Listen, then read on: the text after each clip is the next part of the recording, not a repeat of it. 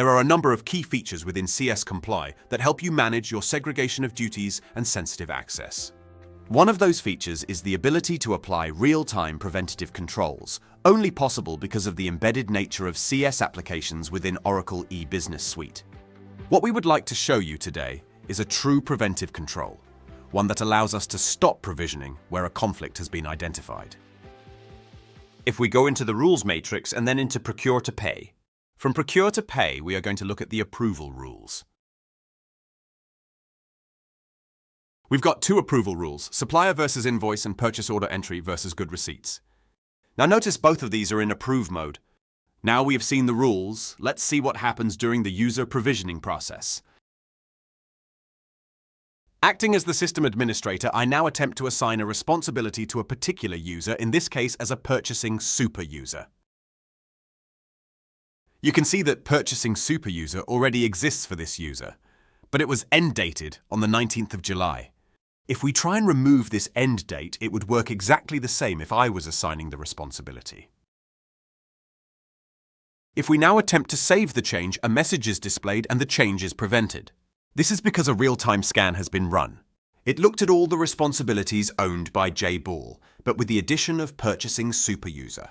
It's then telling us that the change has been rejected, as it would result in an access control violation. But it also tells us that the assignment has been submitted for approval.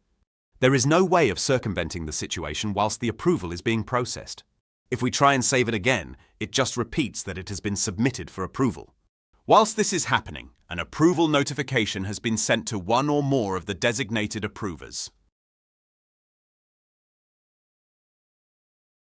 If we now go back into the Approvals menu and then into Provisioning Approvals, we can see that the KO Sys user attempted to assign Purchasing Super User to JBall.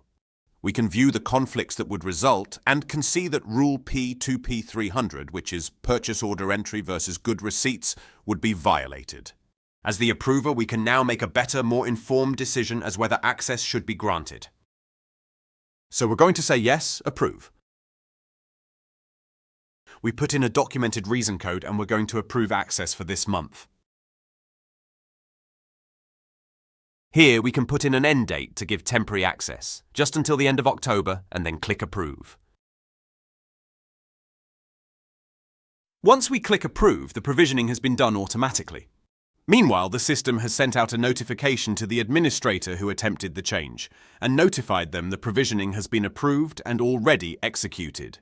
If we go back to look at JBall, we can see that Purchasing Super User now has access until the 31st of October.